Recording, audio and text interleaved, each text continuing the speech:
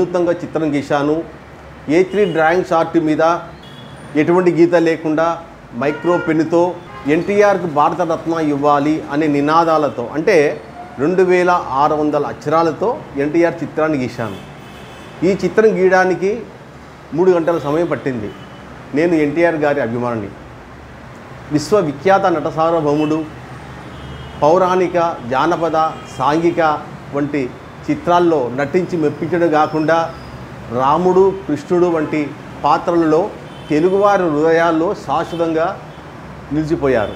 భారతదేశ తెలుగు నటుడు, అంతేకాకుండా చలనచిత్ర దర్శకులు, చలనచిత్ర నిర్మాత, చలనచిత్ర సంపాదకులు, అంతేకాకుండా పరోపకారి, స్క్రీన్ రైటరు, నీతిగల రాజకీయ నాయకులు, తెలుగుదేశం పార్టీ వ్యవస్థాపకులు, అటు ముఖ్యమంత్రిగా ఉండి బడుగు బలహీన వర్గాలకు ఎన్నో సంక్షేమ పథకాలు పెట్టిన మహనీయుడు, మహానుభావుడు ఎన్టీఆర్ గారు. అన్ని అర్హతలు ఉన్న ఎన్టీఆర్ గారికి కేంద్ర ప్రభుత్వం భారతరత్న ఇస్తే సముచిత గౌరవం. ప్రతి ఒక్కరూ ఎన్టీఆర్కి భారతరత్న ఇవ్వాలని కోట్లాది అభిమానులు కోరుకుంటున్నారు.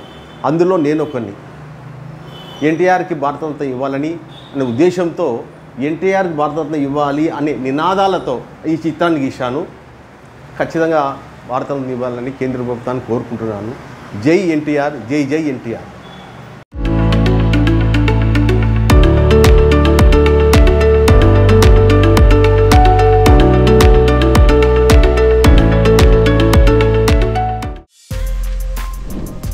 For more videos like this, subscribe Big TV channel.